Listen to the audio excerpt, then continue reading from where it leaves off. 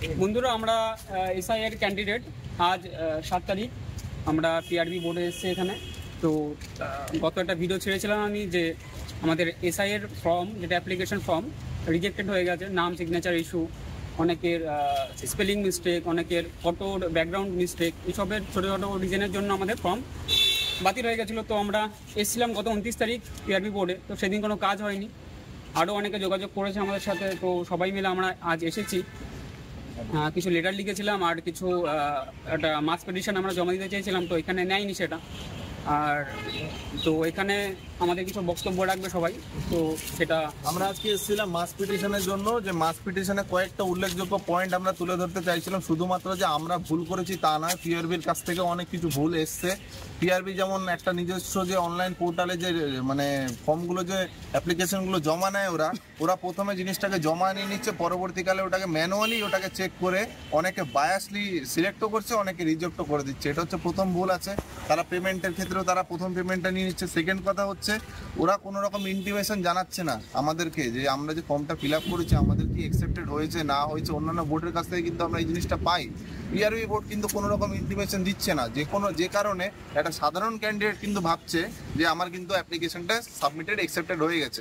এখন আমাদের পরীক্ষা 12 তারিখে, 28 তারিখে আমাদেরকে নোটিশ দিয়েছে যে বা অ্যাডমিট দিয়েছে যে আমাদের অ্যাপ্লিকেশন রিজেক্টেড। এত বছরের খাটনি পুরোটাই বেকার। এটা একটা ইন্টিমেশন যেটা আমাদেরকে পিআরবি দিচ্ছে না। আবার অপরপক্ষে কেপির জন্য একটা কলকাতা পুলিশের ডাটা এন্ট্রি অপারেটরের জন্য ওরা রিক্রুটমেন্ট করাচ্ছে। এখন আমাদেরকে বলছে না ওটা আমরা করাচ্ছি না, ওটা পিআরবি বোর্ডেরই আন্ডারে অন্য কোনো ভবন থেকে ভবানী ভবনের নাম বলছে।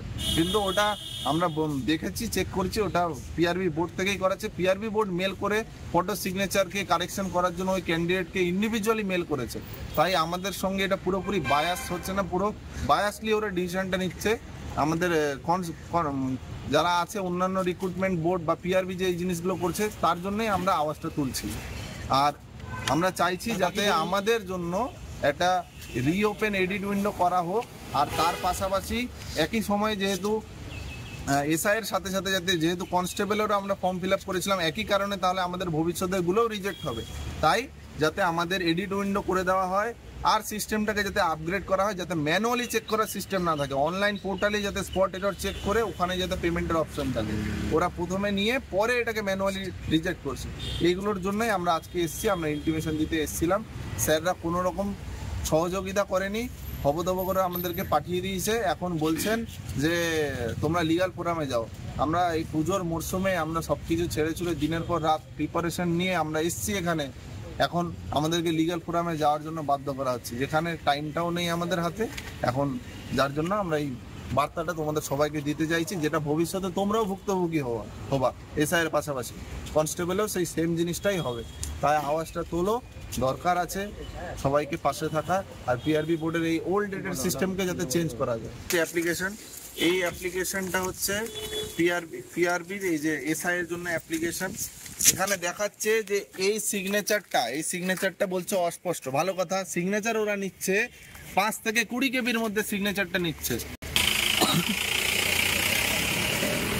5 থেকে 20 কেবির মধ্যে ওরা সিগনেচার নিচ্ছে। কেউ যদি 6 কেবির মধ্যে সিগনেচারটা আপলোড করে তাহলে সেটা এলিজিবল, ওরা অ্যাকসেপ্ট হয়ে যাবে। কিন্তু পরবর্তীকালে যখন ওরা 80 কেবির মধ্যে দুটো অ্যাপ্লিকেশন, এই দুটো কাগজ যখন 80 কেবির মধ্যে প্রিন্ট আউট বের করছে, তখন তো অটোমেটিক্যালি সিগনেচারটা অস্পষ্ট হয়ে যাচ্ছে। ওরা এই অস্পষ্ট কারণ দেখে রিজেক্ট করছে। আবার দেখো এই একই সিগনেচার কিন্তু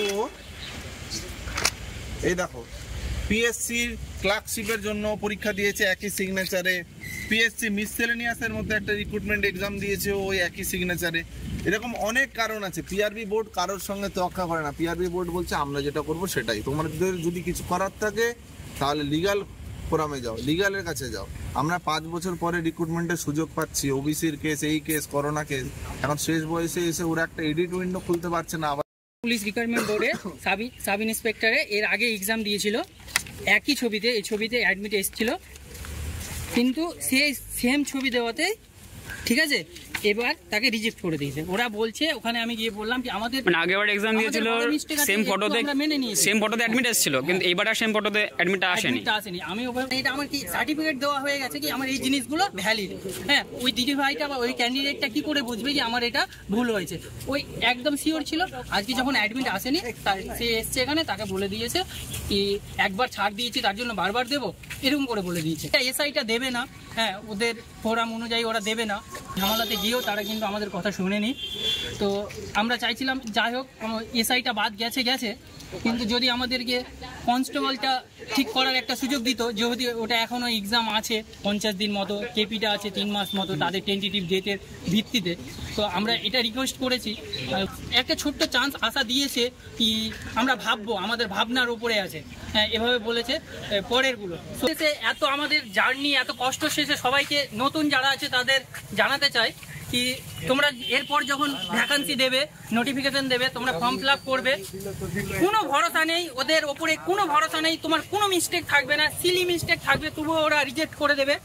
সো তোমরা ফর্ম ফিল আপ করার 4 দিন 5 দিন পর নিজে থেকে এসে এখানে আবার ভেরিফাই করে যাবে, না তো তোমরা বুঝতেই পারবে না, অ্যাডমিট আসবে না, না জানতেই তোমাদের। শুধু এই এক্সাম না, যে কোনো এক্সাম করলে পরে অবশ্যই দেখে নেওয়া, এটা বাধ্যতামূলক একটা দেখে নেওয়া উচিত, যেটা আমরা ভুল করেছি। আর এটাই আমাদের প্রথম ভুল, এটাই আমাদের শেষ ভুল। অনেক ফর্ম ফিল আপ নিজে করি, সাইবার ক্যাফ থেকেও করি, এটাও একটা সিরিয়াস এক্সাম ছিল, সেজন্য সাইবার ক্যাফ থেকে করেছিলাম। এবার ভুল হয়ে যাবে সেটা কেউই চায় না। আর একটা নামের স্পেলিংয়ে অনেকে কমেন্ট করলেও দেখলাম যে একটা ফর্ম ফিল আপ করতে পারো না, এসআই হলে থানা কী করে সামলাবে, এটা কি করে কম্পারিজন করে দেয় আমি জানি না। তো সে যাই হোক, সেটা অনেকের সেটা যার যার থটস, যে যেভাবে ভাবে, যার যেটা থটস সে সেভাবে কমেন্ট করেছে, সেটা নিয়ে আমি কিছু বলছি না। তো একটাই রিকোয়েস্ট বা একটাই আমাদের দিক থেকে অ্যাডভাইস, যে কোনো এক্সাম দুবার করে ভালো করে চেক করে নিও। কারণ এই যে সবাই এখানে সারাদিন না খেয়ে, এখনো পর্যন্ত সকাল থেকে তো কেউ কিছু খায়নি। একটা দাদা দেখলাম আলিপুরদুয়ার থেকে এসছে, মালদা থেকে এসছে, সারা রাত ট্রেনে, মুর্শিদাবাদ থেকে, মানে সবাই দূর দূর থেকে। আমি হয়তো এখানে হয়তো কাছে থাকে একটুখানি, একটা দুটো দাদা থাকে কাছে। বিষয়টা এইটাই যে একই সিগনেচার, একই ফটো বাকি এক্সামগুলো অ্যাকসেপ্ট করছে। আমার এই সিগনেচার, আমার সেম ফটো তোলা আছে, আর তো আমি এটাই সব জায়গায় দিই। এখানে সেম সবাই তাই করে, যে একটা সিগনেচার কিংবা একটা ফটো সেম থাকে, সেটাই সব এক্সামে দিয়ে দেয়। এবার বাকি জায়গাগুলো অ্যাকসেপ্ট হচ্ছে, বাকি জায়গা কিছু জায়গায় অ্যাকসেপ্ট হচ্ছে না, সেটা তো আমরা বুঝতে পারবো না। তো রিয়েলে দিয়ে দেয় যে ফর্ম অ্যাকসেপ্টেড, অ্যাপ্লিকেশন অ্যাকসেপ্টেড কিংবা অ্যাপ্লিকেশন অ্যাকসেপ্টেড না, বাট এখানে সেরকম কিছুই দেয়নি, সেজন্য জানা যায়নি। তাছাড়া যদি দিয়ে দিতে অবশ্যই জানতাম, আর এইটুন্ড দিয়েছে, এবার একই সিগনেচার যদি দেওয়া থাকে, অন্য জায়গায় অ্যাকসেপ্ট করে, আমরা কী করে জানবো? এটা হলো কথা। যাই হোক, সব কিছু একটাই কথা যে অবশ্যই চেক করে নিও। সব কিছু ঠিকঠাক থাকলেও একবার এডিটুন্ড যখন দেবে সব কিছু চেক করে নিও, কিছু করার নেই।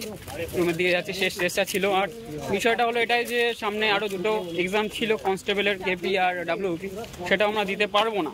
এই জায়গাটা হলো সবচেয়ে বড় সমস্যা। সাধারণত এখনও পর্যন্ত যেই করা ফর্ম ফিল আপ করেছি, বিশেষ করে সেন্ট্রাল এক্সামগুলোয়, ওখানে কি হয়, ভুল হলে ফর্ম অ্যাকসেপ্টই করবে না।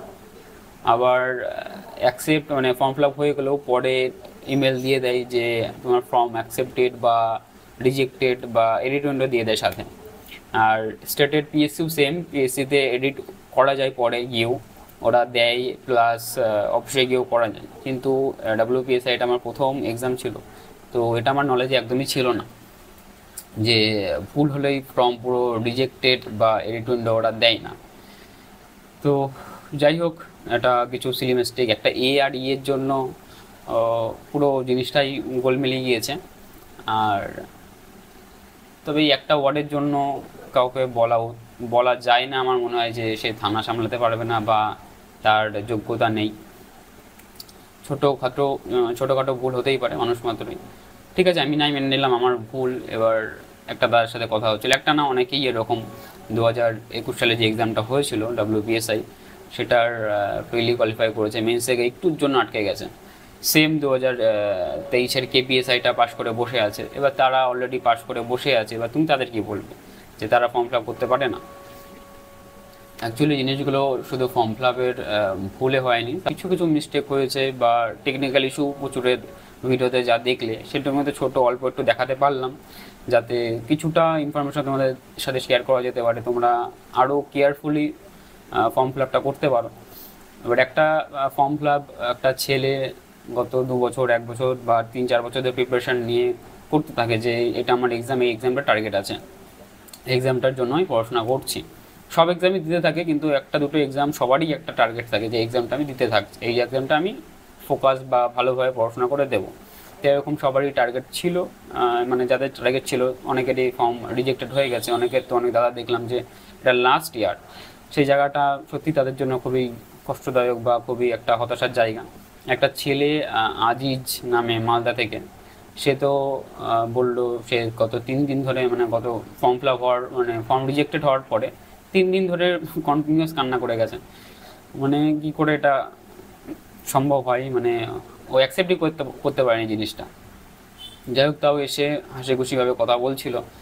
তো এই জিনিসগুলো কিছু কিছু জিনিস যেগুলো খুবই আনএক্সপেক্টেড, যেগুলো নিজেরা চাইতেও কেউ চায় না যে ভুল হোক, বা সবাই কেয়ারফুলি ফর্ম ফিল আপ করে, কেউই গিয়ে হুড়পাট করে ফর্ম ফিল আপ করে দেয় না, সবাই আমরা বসে 1-1.5 ঘন্টা নিয়ে বা যতক্ষণ সময় লাগে ততক্ষণ নিয়েই ফর্ম ফিল আপটা করি। তো ছোটোখাটো কিছু ভুল হয়ে গেছে, টেকনিক্যাল ইস্যু হয়ে গেছে, এগুলো আর কিছু করার নেই। আমি এখানে রুমেই আছি, বাড়ি যাওয়া হয়নি, বাড়িতে মা নেই বলেছিলাম, আর ঘুরতে এখন যেতে আর ভালো লাগলো না, ঘোরারও একটা মোড় দরকার হয়। তো টুকটাক, খুব ভালো পড়াশোনা হচ্ছে এমন না, টুকটাক পড়াশোনা চালাচ্ছি যেটুকুনি সম্ভব হচ্ছে। আর বিষয়টা হলো সামনে আপাতত কোনো এক্সাম নেই, তো ভাবতে হচ্ছে যে কোন দিকে। অনেকেই গত ভিডিওতে অনেকেই সাজেশন করেছো যে সেন্ট্রালের দিকে যেতে, তো ওটা ভাবছি এখন। ডাব্লিউবিসিএস দেখো হচ্ছে না 2 বছর ধরে, ওর জন্য আর পড়ে থেকে আমার মনে হয় না সময় নষ্ট করা উচিত, বা আমি এখন কাউকে রেকমেন্ডেশন করিও না যে ডাব্লিউবিসিএস জন্য প্রিপারেশন নাও, যে ভুলটা আমি করে ফেলেছি শুরুতেই। তো সামনে এনটিপিসি ফর্ম বেরোচ্ছে, আর সেন্ট্রালের দিকে পুরোপুরি ফোকাস নেবো না কীভাবে কী করবো, ওটা একটু ভাবতে হচ্ছে এখন বসে বসে। আর এটুকুনি, তো দেখা যাক আপাতত সামনে কি করি। তবে চেষ্টা করছি আবার আগের মতো করে ট্র্যাকে ফেরার, আর আগের মতো করে সব কিছু ঠিকঠাক শুরু করে দেওয়া। তো ওই পর্যন্ত ছিল, আর আজকের জন্য টাটা, জয় হিন্দ বন্ধুরা।